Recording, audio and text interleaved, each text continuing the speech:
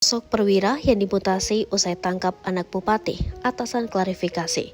AKP Arsyad Riyadi dipindah tugaskan tak lama setelah dirinya mengungkap peredaran narkoba di Kabupaten Karimun Kepri.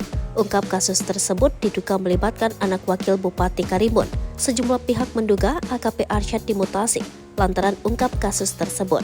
Dikutip dari Kompas.com, saat ungkap kasus dengan barang bukti 1,9 kg narkoba itu, AKP Arsyad menjabat sebagai Kasat Narkoba Polres Karimun. Tidak lama kemudian, ia dimutasi menduduki jabatan Kasat Narkoba Polresta Tanjung Pinang, menggantikan AKP Effendi.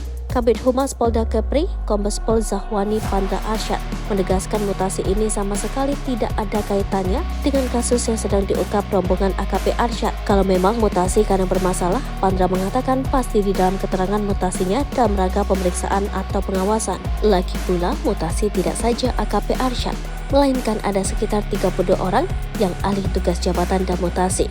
Pandra menjelaskan mutasi jabatan itu berdasarkan surat telegram Kapolda Kepri bernomor STR 413-8-KLP tertanggal 9 Agustus 2023. Mutasi disebut merupakan upaya memajukan organisasi dan bertujuan untuk pertukaran informasi di tempat yang baru.